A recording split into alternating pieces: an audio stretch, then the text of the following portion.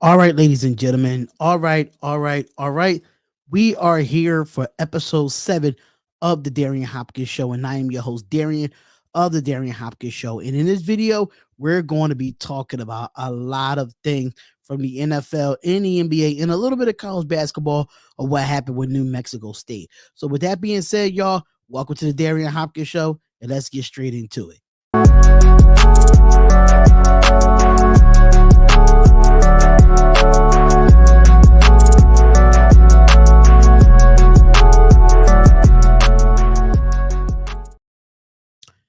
What is going on, everybody? What is going on? It is your boy Darion, and we are back with another live stream here, ladies and gentlemen. And that is the Darion Hopkins Show, episode 7, ladies and gentlemen. Shout out to all the subscribers that have subscribed that's actually on the YouTube channel here at the Darion Hopkins Show. Shout out to everybody that has followed me on Twitter and Instagram at the Hopkins Show. So we here with another episode every Monday, Wednesday, and Friday. We will be live doing a Darion Hopkins Show. Talk about all topics. The majority going to be sports more than anything. It's going to be sports more than anything. But in my personal opinion, if you do have questions, you can always Twitter me or inbox me on Instagram at the Hopkins Show as well.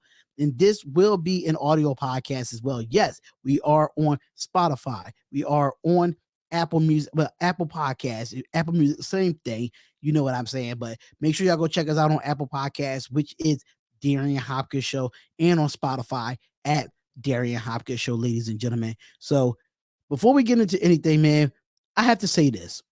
If you like concerts, if you like concerts, if you like sporting events, if you like going to WWE events, make sure that you actually go to SeatGeek, y'all. Go to SeatGeek. And I'm gonna tell you why. Because if you use my promo code, which is SRT, you get $20 off your first purchase. $20 off. Can't be mad at that. So if you want to go to SeatGeek.com and go to a Sixers game, go to a Raiders game, go to any time, even Dallas Cowboys fans, no matter who it is, no matter who your favorite team is, no matter what sport it is, go to SeatGeek.com, get your tickets, and use the promo code SRT. And you will get $20 off your first purchase. So make sure y'all go check that out.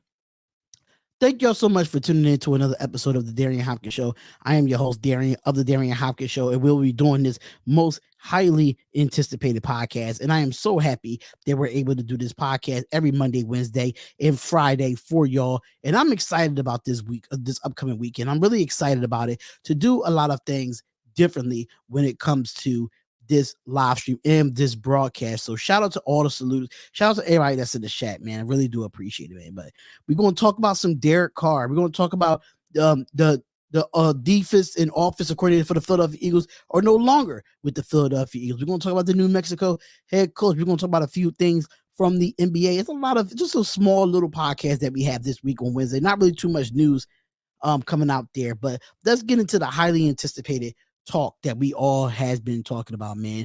And that is Derek Carr. Yes, I talked about him in my Monday show. I can completely understand that I talked about him in my Monday show, but at the same time, I have to talk about it again because it's official. It's official, ladies and gentlemen. Derek Carr is no longer a Las Vegas Raider. And as a Raiders fan, it's kind of mind-boggling to me because I watched Derek Carr over the 9 years that he was here with my favorite team, which is the Las Vegas Raiders. And yeah, I understand that he could not get the job done as a quarterback, but he was only dealt with the hands that was dealt to him.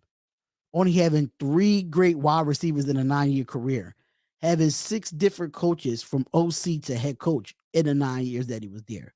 He never had a top 15 or a top 10 defense in the 9 years of his career. Yes, he had some great offensive lines that came through at time to time. He had some bad offensive lines that came through at time to time. But a lot of the Raider Nation are really mad. Not really mad, but they mad because they didn't get no compensation for Derek Carr. And I think Derek Carr did the right thing. I think he did the right thing. Like, if you're not going to let me play the last 2 games of the season, right? Why should I give y'all compensation for my services that I gave and broke my back for the last 9 years? Why would I do that? So I commend Derek Carr for doing that. You're not going to trade me, and this is the problem with the Las Vegas Raiders as an organization. And I'm gonna be honest, people can say whatever they want, and I really don't care. I really don't care. But what I do know is this: y'all already knew from the season start when y'all extended him for that $40.4 million. You knew that you was not going to keep him next year. Y'all knew that. Number two, after the season was over, before the season was over, y'all made Jarrett Stidham the starter for the last 2 games of the season. He couldn't even say a proper goodbye to the Raider Nation because of it. And y'all put a no trade clause in his contract. So that means he controls where he goes. He could control the narrative when it comes to being traded or being released. And Derek Carr did the right thing as an organization. So you got to blame Ziegler, blame Mark Davis and Josh McDaniels. You could not get a trade done because Derek Carr was not going to let that happen. He was not going to let that happen, ladies and gentlemen. He just wasn't. He just wasn't. And I'm going to tell you why. Because the Las Vegas Raiders released Derek Carr on Tuesday after the veteran quarterback declined to waive his no-trade clause before the $40 million on his contract would have become guaranteed today. It would have been guaranteed today. And according to what they said, Carr's agents just said, "We wish you the best. We wish the Raiders the best of luck," Carr agent Tim Younger said and tweeted a statement after Carr was released. "This is the tough part of the business. That's the point. It's just business. Time now to reset both sides. Derek chooses to hold on to too many good memories and friendships. Without any ill will, that's who he is. Onward and upward." So Derek Carr has been on the Las Vegas Raiders on Wednesday. It would have been his full $32.9 million salary for 2023. Would have him become a guaranteed of $7.5 million of his $41.9 million salary for 2024. So by cutting him, the Raiders are off the hook for the $40.4 million while taking $5.9 million of the salary cap hit and freeing up $29.3 million in the salary cap space. Interesting. Very, very interesting. So Carr did play with 6 different head coaches in 9 seasons for the Las Vegas Raiders: Dennis Allen, Tony Sparano, Jack Del Rio, John Gruden, Rich Bisaccia, and Josh McDaniels. Had 5 different offensive play callers: Greg Olson, Bill Musgrave, Todd Downing, John Gruden, Greg Olson again, and Josh McDaniels, and had a bottom-feeding defense for most of his tenure. That's basically what it is. That's basically what it is for Derek Carr at the end of the day. We all know that Derek Carr is going to find him a place where he's appreciated, the fans is going to love him, and he's going to find a place where he know where he can win. I don't think Derek Carr is going to go to a team where they're rebuilding. I don't think he wants to go to a team that's rebuilding. He wants to go to a team with a good defense and a bunch of weapons. So it was a few teams out there that actually wanted to go for Derek Carr. And that was the Jets, the Carolina Panthers, the New Orleans Saints. Somebody said the Commanders. Somebody said the 49ers. It's a few teams. It's definitely a few teams that could go after Derek Carr right now. Which I think a few teams the New York Jets right now could really be a playoff team with Derek Carr. They have the weapons. They have a good offensive line. They got an outstanding running back, and they have a good defense. For me, that's a team that's one quarterback away. But I think the most comfortable for me, if I'm Derek Carr, oh yeah, they talked about the Tennessee Titans as well, but I don't like the Tennessee Titans scenario. But to me, what's favorable for me, if I am Derek Carr, I am going to the New Orleans Saints. I'm going to the New Orleans Saints. Everything is set up for him there to go to New Orleans. Everything is set up for him, meaning that you got Chris Olave that you got in the first round of last year's draft. You have shout out to Arku, who said to just have a solid defense. Absolutely. Chad Strader says, "What's up, Darion? What's going on, brother? What's going on? Hello, Tyra. What's going on, Tyra? What's going on, Queen? How you doing? How you doing?" But Derek Carr, I like the New Orleans Saints better than any of the teams. They already have a quality, good defense. They have Alvin Kamara as a good running back. They have a solid offensive line. They got a nice, real receiving core. So to me, typically, they only a real quarterback away. And I'll be completely honest. They really a quarterback away. The Jets is right there, too. I don't like the Titans. I damn sure don't like the Commanders with Ron Rivera. But out of all of these, a lot of people are not talking about the San Francisco 49ers. And that's going to be a talk that I want to talk about real quick before we go into the next topic. The San Francisco 49ers are the best scenario, but not the best scenario. And I'm going to tell you why. They do have a lot of quarterbacks under contract. You still got Brock Purdy. Is his job to lose. Trey Lance, what is going to happen with him? We all know Jimmy Garoppolo is a free agent. I would not be surprised if the Raiders go out and get Jimmy Garoppolo. I would not be surprised. So speaking of that, we're going to get more into that quarterback carousel when it comes to the Las Vegas Raiders. But there's a few teams, like I said, the Panthers, the Saints, the Jets, the 49ers, the Commanders, the Tennessee Titans, a few other teams that want him. So basically, yeah, Derek Carr is no longer a Las Vegas Raider. I said what I had to say about it multiple times. And the Raiders didn't get no compensation as an organization because you decide to put a no trade clause in his contract. Or he decided and you agreed to it. Las Vegas Raiders organization. So now you get nothing for Derek Carr. Absolutely nothing for him. So let's get into the next topic, ladies and gentlemen. Let's get to the next topic here. And it's very interesting that these back-to-back coordinators for the Philadelphia Eagles are no longer with the Philadelphia Eagles. And I'm going to be completely honest. The Arizona Cardinals hired Jonathan Gannon as a new head coach. I am not fathomed by his hiring. I'm really not. I am not really fathomed about the hiring of Jonathan Gannon, going out and getting a defensive type of coach. So the Arizona Cardinals hired Philadelphia Eagles defensive coordinator Jonathan Gannon as their new head coach on Tuesday that the team has announced. Gannon received a 5-year contract. The move comes 2 days after the Eagles lost to the Super Bowl to the Kansas City Chiefs 38-35. Defense gave up 24 second half points in letting a 10-point halftime advantage away. Other than the two finalists for the job, the Cincinnati Bengals defensive coordinator Lou Anamaro and New York Giants offensive coordinator Mike Kafka. Now, Gannon is 40 years old. Don't get me wrong. Gannon is 40 years old. It has been with the Eagles for the last 2 seasons.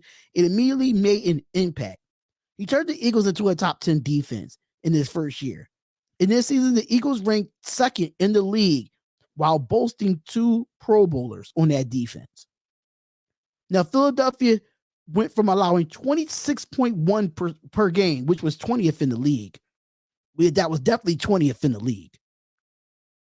And went to a year before Gannon was hired was 22.7 in 2021, which was ranked 18th. In 2022, that was ranked 8th. The Eagles had 78 sacks in 2022. That was the 3rd most in the season in the NFL, including the playoffs. Now, Gannon replaced Cliff Kingsbury, who was fired in January after going 28-37-1 in 1 playoff appearance in 4 seasons for Cliff Kingsbury. It becomes the Cardinals' 4th head coach in 7 years. I am not a big fan of Jonathan Gannon. Yes, I understand he came in and developed a good defense. They got a defense really better, but we all know this already when it comes to the Philadelphia Eagles. They always reload, no matter who the defensive coordinator is. They always reload in that front 7. But I always talked about Jonathan Gannon when it came down to him getting hired. I said this multiple times. He allowed 24 points in the Super Bowl when it mattered. And I always thought that he didn't know how to use his linebackers enough for me. I don't think he really addressed the linebacker position like he was supposed to. Yes, you went out and got a Kaiser White, which you're going to got him on a 1-year deal, so he might walk. But I'm not a fan of TJ Edwards. I didn't see Blankenship out there in the Super Bowl, so where was he? Where was he in that Super Bowl? Blankenship was nowhere to be found in that Super Bowl. But I just feel like he didn't make no adjustments against the Kansas City Chiefs at all, and he felt complacent. And that's my problem with him being a head coach. The Arizona Cardinals could have went out and got anybody else that was better than Jonathan Gannon. For real, I thought they could have went and got Eric Bieniemy. I think Eric Bieniemy would be a great fit for Kyler Murray in Arizona. That's just my personal opinion. I don't think Jonathan Gannon hire is not flashy. It's not fancy, but let's see what he does with it. Because at the end of the day, Jonathan Gannon for the Philadelphia Eagles, the Eagles fans didn't even like him as a defensive coordinator. They hated him. Oh, they hated him bad, yo. They hated him bad. But at the same time, they found their guy. I just think he's not going to do nothing to develop that defense. He's going to have to build through the draft and build through free agency to build that Arizona Cardinals defense. And I wanted to know if Kyler Murray was in on this. Was he in on getting Jonathan Gannon? Was he a part of the head coaching carousel process with the organization in the Arizona Cardinals? That's my biggest question, because I don't think this is a Kyler Murray guy. I don't think it is. I don't know what offensive coordinators he's going to get for Kyler Murray. I don't know. But what I do know is this. This is not a Kyler Murray type of head coaching hire, in my opinion. It's not. It's not at all. And I feel like Kyler Murray is going to be frustrated with Jonathan Gannon. I don't think Kyler Murray wants to keep rebuilding. But this year is a rebuilding stage again for the Arizona Cardinals. Just my typical opinion when it comes to that. Because at the end of the day, Kyler Murray wants an offensive-minded coach, which he did have at Cliff Kingsbury, but he wasn't a great play caller. I thought they would have went with somebody with some experience as a play caller. Yes, I understand Gannon is a defensive play caller, but I think Murray wanted an offensive play caller to be their head coach. That's just my personal opinion on it. I don't like the hire. I don't know what Arizona is doing. I'm not a big fan of this hire at all. I'm just not. I understand it's not flashy. It's not the best. Understanding that. But still, Jonathan Gannon is not a great coordinator to me. He's just not. Yes, I understand he had 78 sacks with that front seven. Yeah, you had a Fletcher Cox and you had Hargraves and you had Hassan Reddick. You had talent on that front seven. It was not that hard to teach. Now let's go with a different front seven and see if you could do the same thing. Because you don't have a Hassan Reddick. You don't have a Hargraves. You don't have a Fletcher Cox. You don't have a Josh Sweat over there. You don't have those type of caliber players in Arizona. So let's see what you can build. Let's see. So speaking of another head coach, another coordinator for the Philadelphia Eagles, now is in the AFC. And he has been hired as the Indianapolis Colts' new head coach, Shane Steichen. So let me get into this real quick. Let me get into this information that I have in my notes when it comes to Shane Steichen. So the Colts are turning another Eagles coordinator fresh off a Super Bowl appearance that led to Indianapolis to meet the next era of football when it comes to the Indianapolis Colts. Shane Steichen was hired as the next head coach. On Tuesday, the team announced. NFL Network insider Ian Rappaport reports that Shane Steichen is getting a 6-year contract with the Colts, per source. That's what it says, per source. So it says Steichen succeed with Frank Reich, who was fired midway through the 5th season with the Indianapolis Colts, which is another former Philadelphia Eagles offensive coordinator. Just want to throw that out there. Frank Reich was hired in 2018 following the 2-year stint as the Philadelphia Eagles offensive coordinator, accumulated a victory in a Super Bowl over the Patriots. Now, Indianapolis will tab the rookie head coach to help correct the course of the franchise that has struggled to stable replacement of Andrew Luck following the quarterback's shocking retirement in 2019. Now, the Colts have tallied a 31-34 record in 1 playoff appearance, 0 playoff wins in the post-Luck era. Now, Shane Steichen is 37 years old. He has developed some notable young quarterbacks over the course of his 11 coaching career, like a Nick Foles, a Carson Wentz, those type of guys. I still think they will go for quarterback here in the draft. I still think they will go for quarterback here. Now, Shane Steichen is a good offensive coordinator, but is he the best for a head coaching job? I don't know. It's kind of like the Indianapolis Colts is kind of questionable to me. Yes, I understand that you had a quarterback at Jalen Hurts. They had all the talent in the world, and you had to develop him. Cool. You had an offensive line built. They went out and got A.J. Brown and drafted Devontae Smith. Now let's see how you draft as a head coach instead of being an OC. Who you're going to bring in as your OC, or are you going to be the play caller? Because now you see a lot of coaches are turning into play callers instead of hiring an offensive coordinator. You're starting to see that a lot now. And I think Shane Steichen will be the play caller for this offensive juggernaut in the Indianapolis Colts, because they can be an offensive juggernaut. They just need a quarterback. They have not found a stable quarterback since Andrew Luck retired. And that's been the problem with the Indianapolis Colts. It's not their defense. You might have to go get a number 2 receiver because Michael Pittman Jr. is evolving as the number 1. You still got to go out and get somebody to help him. You do need a tight end. But you have one of the best running backs in the league in Jonathan Taylor. So you got to go out and get some help from him, and that's starting with the quarterback position. Matt Ryan ain't doing it. Carson Wentz couldn't do it the year before. Then you had Jacoby Brissett the year after that. You have not found nothing after Andrew Luck retired in 2019. Nothing. So now, where would the Colts go? Would they go get C.J. Stroud? I think C.J. Stroud is the only prototypical quarterback in the draft. That's a possibility. It's a damn well it's a possibility. But do you see him being there at that slot? That's the question that we all need to have.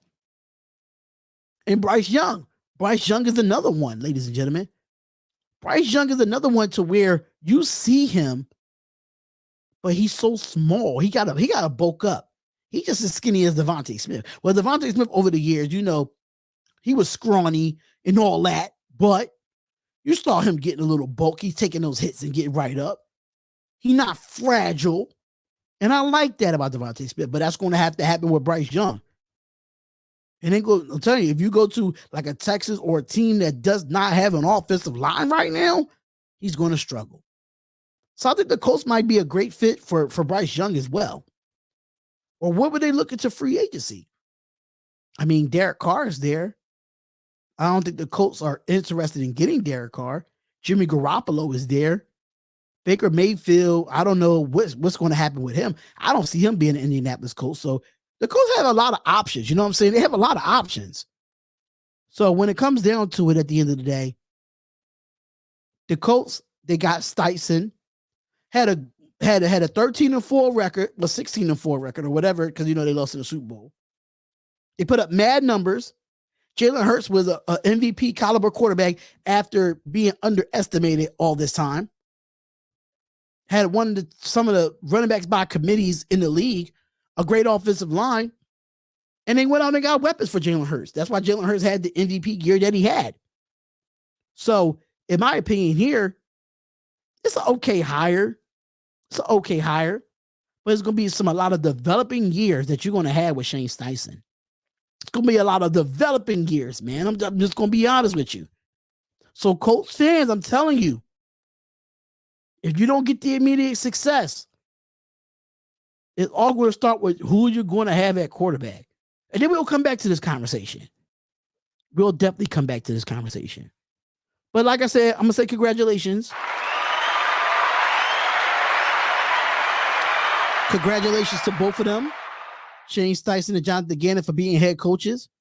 Let's see what you could do with those stints with the Arizona Cardinals and the Indianapolis Colts, man. So Let's get back to my Las Vegas Raiders, man. I know.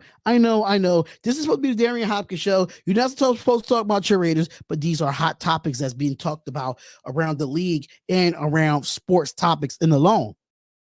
Which quarterback will the Raiders add to their roster? Now, as of right now, I have to say, Chase Garbers is the only roster, the only person that's on this, only quarterback that's on this roster that's actually signed. Let's keep it real. He's the only quarterback. Jarrett Stidham is a free agent. Derek Carr, free agent. They both free agents. Chase Garbers is the only one under contract. Under contract with the Las Vegas Raiders. So we have a few things here when it comes to quarterbacks, ladies and gentlemen. And everybody keep talking about the Aaron Rodgers shit. So I'm going to break it down for you. So here are the options of which quarterbacks could the Raiders add. And Aaron Rodgers is the first one on this list. Now, just to complete a trade to get Aaron Rodgers, and it doesn't count for Rodgers' salary cap or numbers. Now it says that Rodgers signed a 3-year, $150 million extension last March that included 2 voidable years in 2025 and in 2026. And he has a $58.3 million option bonus for 2023 that is fully guaranteed. And that is according to Dem Monosky of ESPN. The option can be exercised by the Packers anytime between the first day of the 2023 league year, March 15th, and the day before the Packers' first game of the season. Very interesting, y'all. Very, very interesting stuff here. But let me keep going because I found my notes, man. I really found my notes about this. And because the options makes most of the Rodgers pay, which is a total of $59.15 million for 2023, $40.7 million in 2024 per ESPN stats and information search. And it said that's a lot to pay for a 4-time MVP, especially for any guy that is turning 40 years old before the end of the next season, who is coming off of a bad year on top of that. Coming off of a bad year with a QBR of 39.3. That's his lowest as a starter. He only had 3,695 passing yards in a full season. And throwing the fact that Aaron Rodgers is a headstrong and talented and has no experience with the coach Josh McDaniels' system. And you have to wonder if they will mesh. That would be my thing. That's the thing. Will they mesh? Because still Aaron Rodgers will be reunited with his all-pro wide receiver in Devontae Adams, who has advocated numerous of times to bring Aaron Rodgers to Las Vegas, and to have Waller and all-pro running back Josh Jacobs, who's also pending free agency after the Raiders decline his 5th-year option. So Aaron Rodgers is might be a go, but my question to Las Vegas, are you looking for immediate success for only 1 or 2 years and then we go get a different quarterback? Or are we going somewhere we want longevity? But we want to get more into that because Jimmy Garoppolo is another option for the Las Vegas Raiders here. Now, it might be seen as a lateral move. I might say that. But many knew that he grew up in McDaniel's system with the New England Patriots. And his last play with that system was 2016. And I can say Garoppolo definitely wins. He wins. He has a career record of 40-7 as a starter. And, the problem with Jimmy Garoppolo in this situation is his durability. His durability would be the main issue for Garoppolo. Can he play a whole 17, 18 games? Can he sustain that? Because he also missed 28 games in 3 seasons. It should not command a $40.4 million in cash. The Raiders saved themselves by cutting Carr. Las Vegas could then attack the O-line, defense, and re-signing Jacobs. I mean, I'm not a big fan of Jimmy Garoppolo. I'm just not, because he can't stay healthy. No matter if he's running the ball, no matter if he's throwing the ball, he's always nitpicking some way, somehow. Always nitpicking some way, somehow. It just never fails, you know? It just never fails. And the last one, not least, is Jarrett Stidham. Now, this is my option. As a Las Vegas Raiders fan, this is my option. Jarrett Stidham, and I'm going to tell you why. I'm not too big fan of him, beating, losing to the San Francisco. Well, we lost to the San Francisco 49ers. But he went up against the number one defense in the NFL after Carr was bench. He did have 365 yards and 3 touchdowns in a 37-34 overtime loss against the Niners. Then threw in an early scare into the eventual Super Bowl champion Chiefs. But nothing else. I can say this. Provided the template while looking more comfortable in Daniel's system in 2 starts than Carr did all season. That's what they're saying. Stidham, although that he's also hitting the free agency and acquitted himself as well, especially the Raiders locker room, he will come into a fraction of a cost of either Rodgers or Garoppolo, and that will be no learning curve since he's already well-versed in the offense as known by his teammates. This is my option for the Las Vegas Raiders. It's Jarrett Stidham. He's mobile. He can run the boot. He can do a quarterback draw. And he can throw the football very effectively. If you get him on a nice, clean contract that's not going to break the bank for this organization, you can actually elevate other positions and keep Stidham. If I'm Mark Davis, I'm thinking that way. Why go out and go after Aaron Rodgers or Jimmy Garoppolo where they going to take up most of the cap space? It won't make no sense to go get Aaron Rodgers and Jimmy Garoppolo when you could go get Stidham and build around Stidham, which you already have an offense with Devontae Adams. You already have an offense with Hunter Renfrow and Darren Waller. And then you were able to re-sign Josh Jacobs. Then you'll be able to go out in free agency and and spend money on the defense. Spend money on the offensive line. You're not going to break the bank with Jarrett Stidham as your starting quarterback. You're just not. He knows the system already. He knows Josh McDaniels' offensive philosophy. Yes, I understand Jimmy Garoppolo does, but I'm taking a Jarrett Stidham over Garoppolo because of durability issues.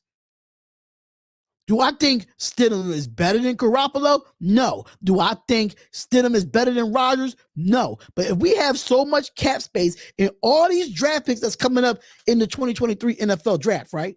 We have all these picks coming up. Why not just go sign Stidham to like a 2-3 year contract?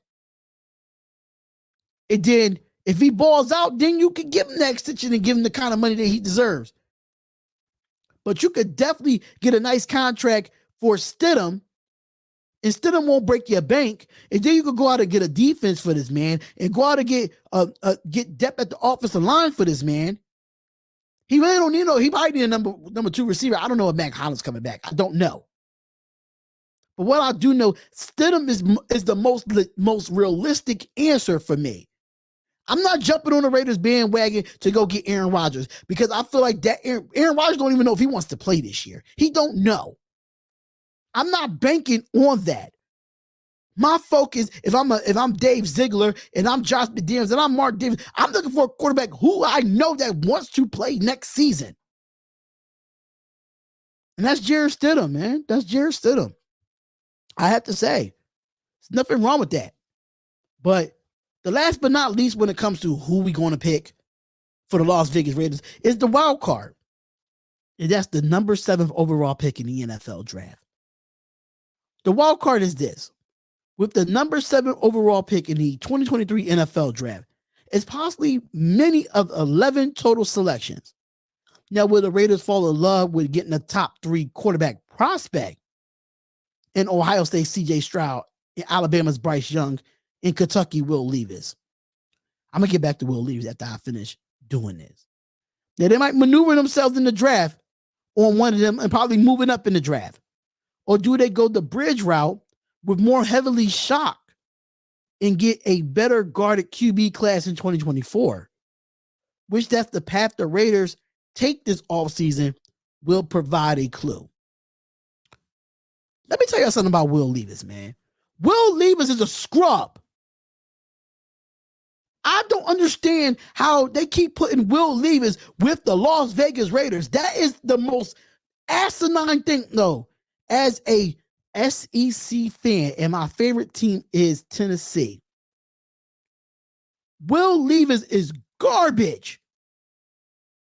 He is garbage. If the Raiders go out and draft Will Levis at number 7, I'm done with this team. I will be done with this team. Will Levis sucks as a quarterback. He sucks, bro.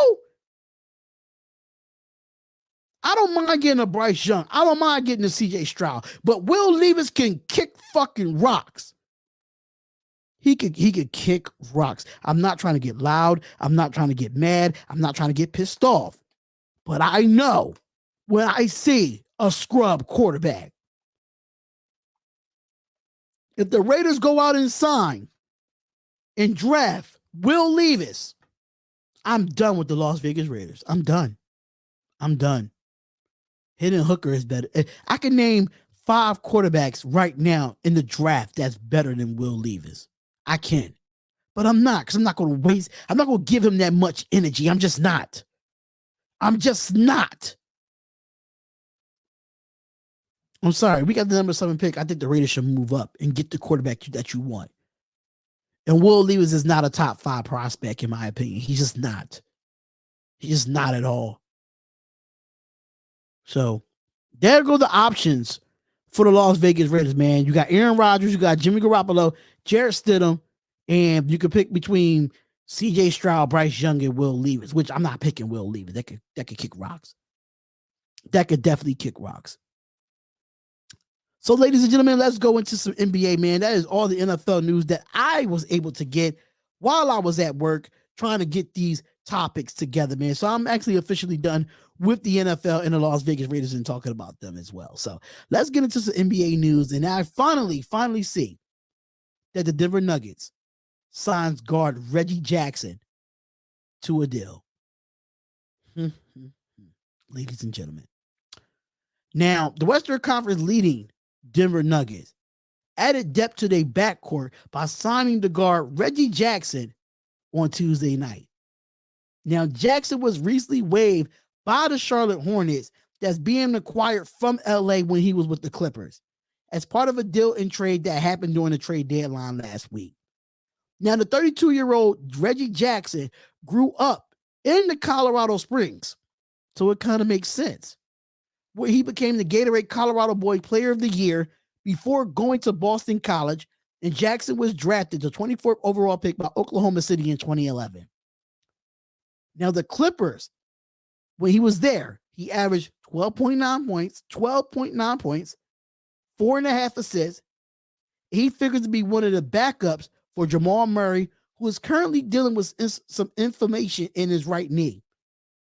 Now, the spot opened up after the Nuggets orchestrated a trade in which sent guard Devon Reed to the Los Angeles Lakers and guard Bones Highland to the Clippers as part of the trade deal. Denver also acquired center Thomas Bryant from the Lakers. I like this, that the Nuggets went out and got Reggie Jackson. I think Reggie Jackson is a very underrated backcourt guard in this league. Very underrated.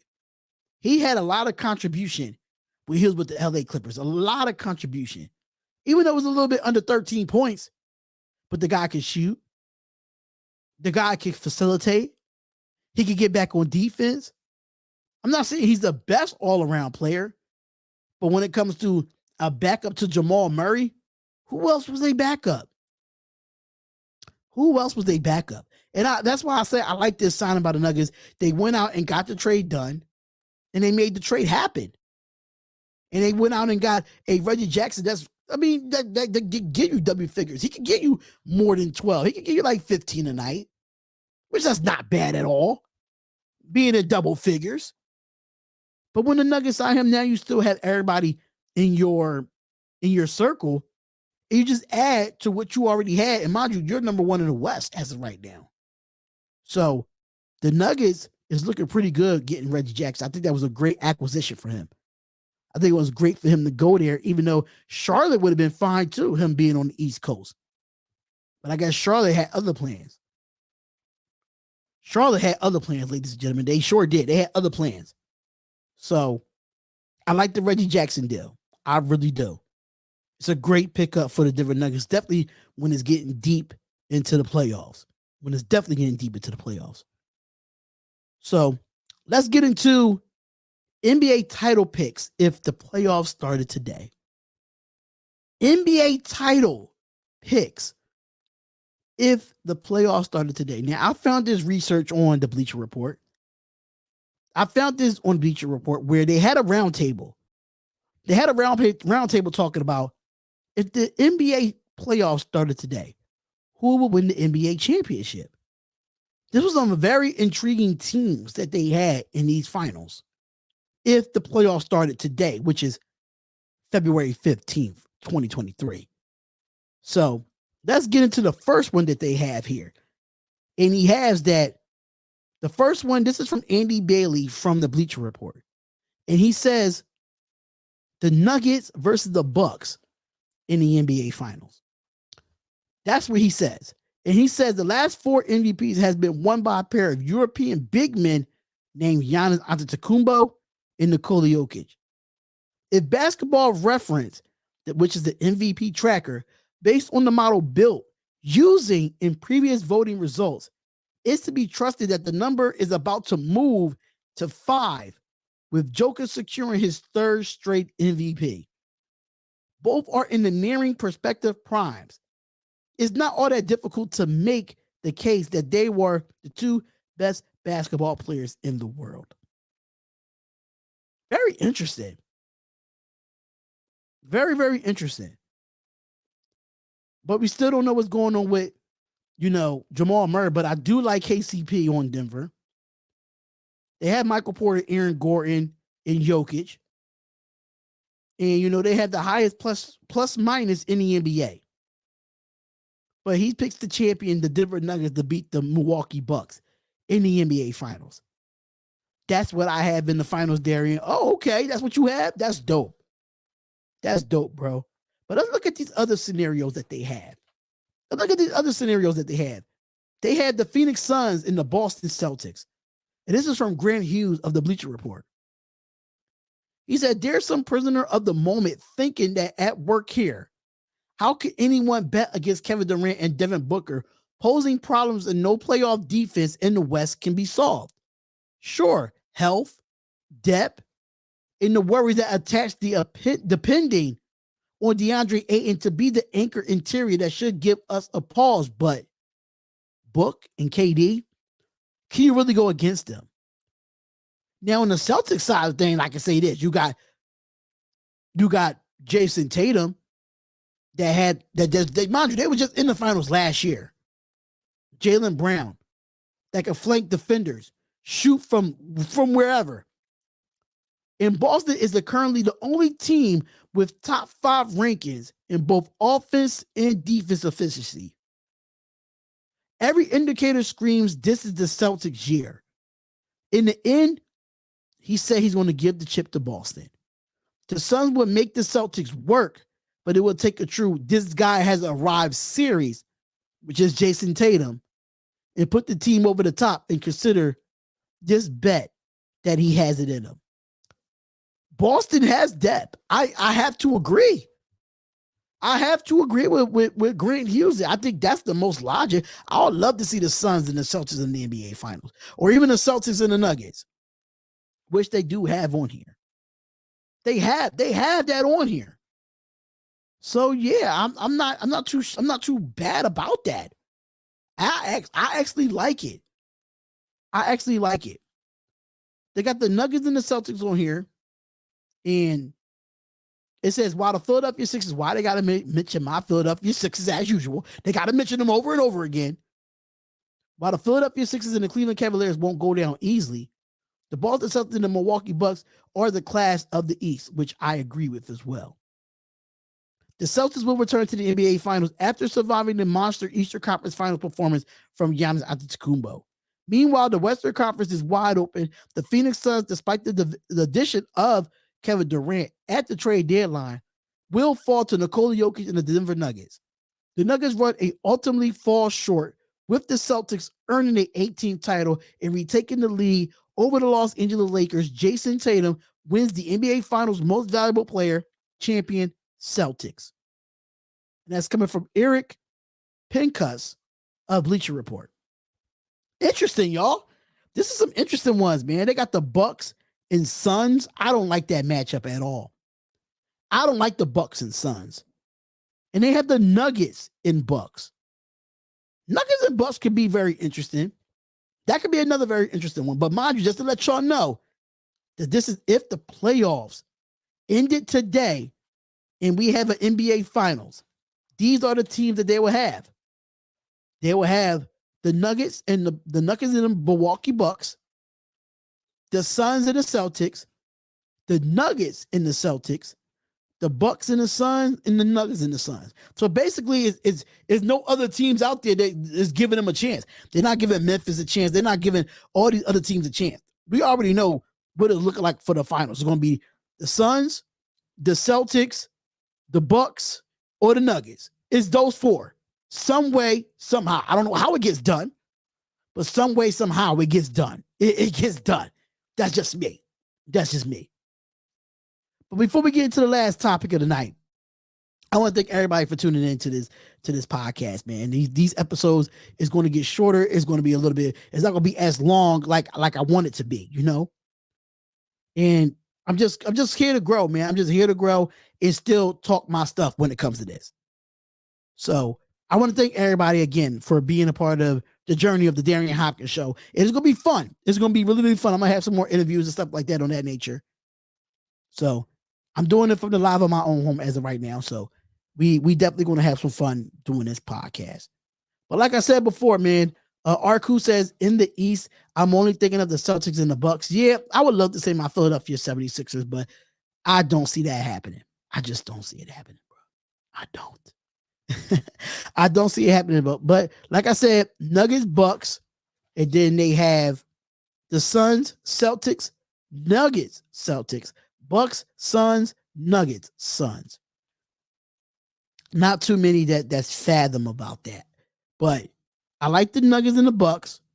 I like the Nuggets and the Celtics. And I like the Suns and the Celtics. Even the other one too, which was the Nuggets and the Bucks. Okay, so I said Nuggets and Bucks twice. My bad. So it could be Nuggets, Bucks, and Celtics and Suns. I like those two. Yeah, Glenn Rivers got to go. Doc Rivers got to go too. Absolutely. So before we get into this final topic, ladies and gentlemen, if you love to go to basketball games, if you love to go to concerts or sporting events or anything of that nature, make sure you go over to SeatGeek. SeatGeek has some of the best tickets online. They have some of the best tickets online, ladies and gentlemen. So make sure you go to SeatGeek and use the promo code SRT for your first $20 off on SeatGeek. So make sure y'all go check that out, man. Go to SeatGeek.com. I'm sorry. Go to SeatGeek.com and make sure you get $20 off your first purchase using the promo code SRT. This one is a little bit different for me when it would come to this topic, because I don't believe in hazing at college. I am not a believer of a coach hazing players in college basketball or any level of sports. I don't like hazing. I was never a big fan of it. I thought it was dumb, and I feel like it has to stop. Hazing has to stop when it comes to playing sports, because these coaches feel like they got the power over these players because you give them scholarships. You give them money. You give them ways to get by in college or ways to get by in high school. And you think you want something in return for that. I am not a big fan of the New Mexico State's head coach, Greg Heyer. This guy is a scum of the earth. A goddamn scum. I'm not a big fan of him at all. Because what I've heard about this whole New Mexico State basketball team and this program getting shut down. New Mexico State fired the first-year men's basketball coach Greg Heyer on Tuesday after the school canceled the remaining of the Aggie season upon learning of hazing allegations involving players of the team. David Arvizu, chancellor of New Mexico State University system, made an announcement in a letter to address the school community and said that the athletic director, Mario Mohoka, informed Heyer of this decision after Tuesday afternoon. Now, the coach for the New Mexico State was 47 years old, and his coaching staff had been placed on paid administrative leave Friday when the university first announced that the Aggies game Saturday against Carr Baptist was canceled and the season has been suspended. Now, the president of the program shut down the season for New Mexico State after reviewing campus police reports that cited 3 players of false imprisonment, harassment, and counts of criminal sexual contact against a teammate. This is just mad foul. What's going on, Alex Martin, Raider fan? What's going on? This is foul. This is nasty. I don't know how people allow this to happen on universities, man. I don't know what allows them on universities, man. I don't know. I don't know if they feel like because they're away from home and they have freelancings going on. We have shootings in Michigan State. The people that was killed, I think that was I think it was Idaho. I'm not sure. But the 3 people that was killed in Idaho, like what is this world coming to? When you go to college, you're supposed to just live your life as an adult and have fun. We had people coming to Michigan State and going into an academic building and shooting up people, 3 people. People in Idaho getting stabbed. These parents don't want to, if I'm a parent, which I'm not, but if I'm a parent, I'm not sending my kid to a college, university. I'm just not. I'm not sending my kid to a college, university. I'm just not. What's going on, Douglas? What's going on, big bro? What's going on, big Tom? I'm just not doing it. I'm afraid if I'm a parent and my child want to go to college, I'm afraid to send her off or him off because I don't know if they will come back or not. But in this state of the New Mexico basketball team, they no longer have a program for the basketball team because of sexual contact against a teammate. What are y'all thinking? And the coach knew about this? What are y'all thinking? This is nasty, man. This is disgrace. Like these players is no longer have a program. It's probably players that probably prior committed to going to New Mexico State. Y'all know how the recruiting process go. And to hear about this. So the campus police reported that they cited 3 players with false imprisonment, harassment, and counts of criminal sexual assault against a teammate, meaning one teammate. Or it might have been multiple teammates. I don't know. I read the full story, but they didn't say multiple names. It just say a teammate, meaning that's singular, not plural. It don't have teammates. It says teammate. So I don't know what's going on with these colleges lately. I just don't know.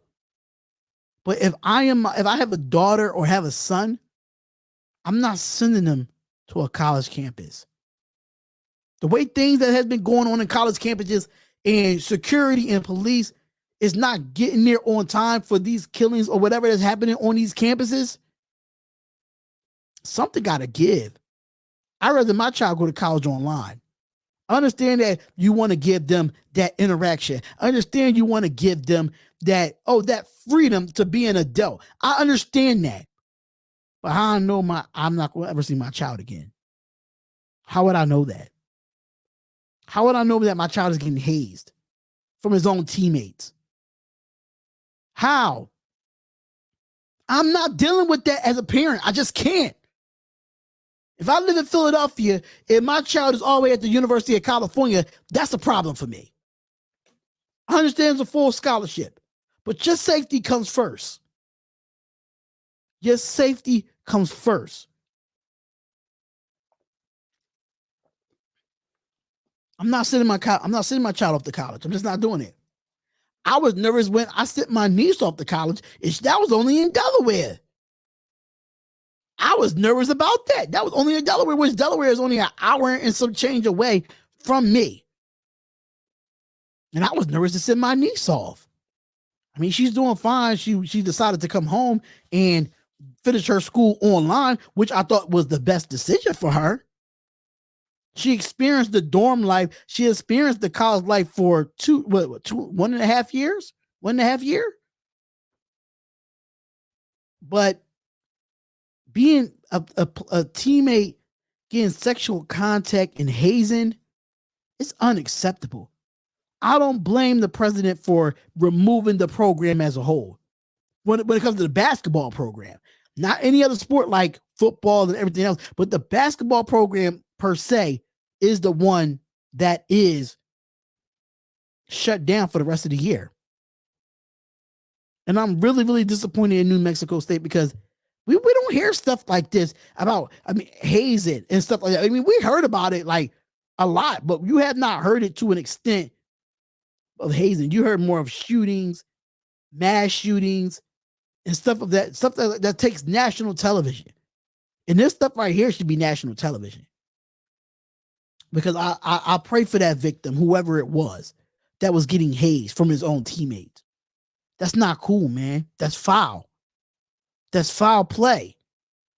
That guy could have, I don't know what the injuries was, but the guy probably could have died from the hazing. Hazing does happen in colleges. It does. You see it in fraternities. I don't know about the black fraternities in the HBCUs. I don't know about that. But white fraternities, I'm not trying to be racist or anything of that nature, but we seen it. We seen it.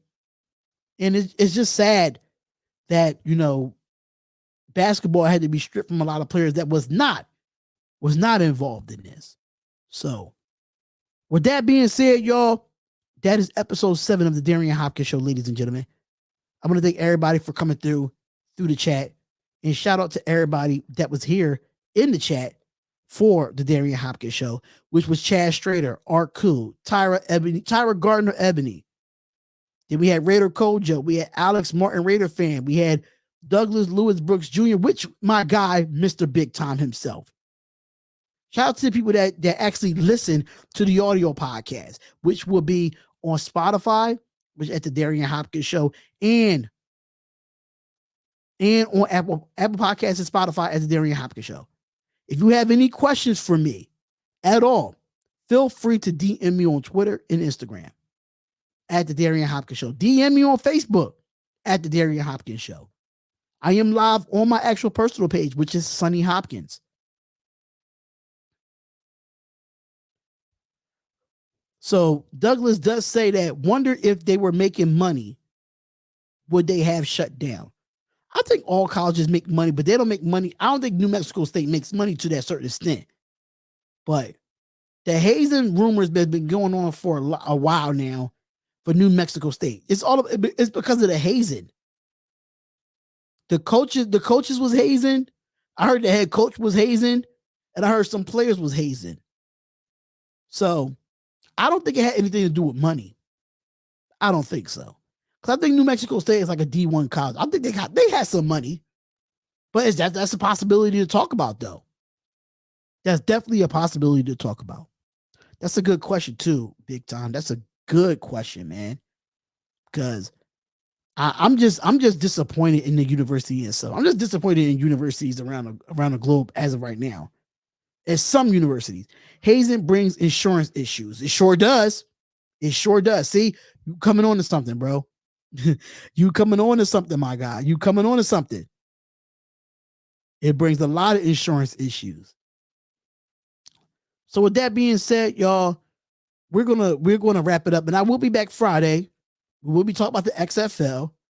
We will be doing the XFL predictions. My favorite team will be the Las Vegas Vipers, by the way. We'll do our predictions. We'll do our players and stuff like that, and all the latest sports that's going on. And I'm going to start recapping All-American on here, y'all. I'm going to restart recapping All-American because I have not watched the new season of All-American yet. I have not watched it yet. And I need to go watch it so I can recap it on the Darion Hopkins show. I got to recap All-American because that's one of my, and I got to do Homecoming too, All-American Homecoming. I got to recap both of these shows on here because they are two amazing shows that's on television right now. So I definitely got to do that. But and major lawsuits as well. You're absolutely right, bro. You're absolutely right. So thank you again, ladies and gentlemen, for being here on the Darion Hopkins show. Like I said, go to SeatGeek and use the promo code SRT and get your first $20 off on your first purchase at SeatGeek. Make sure y'all go check that out. Make sure y'all go follow me on Twitter and on Instagram at the D Hopkins Show. And make sure y'all listen to the audio podcast of this version on Apple Podcasts and Spotify at the Darion Hopkins Show. And make sure you subscribe to our YouTube channel, which is the Darion Hopkins Show. Thank you so much for tuning in to another show, ladies and gentlemen.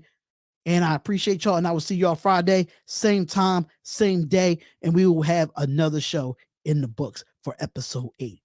We love y'all. And I'll see y'all in the next live stream or in the next video. Peace.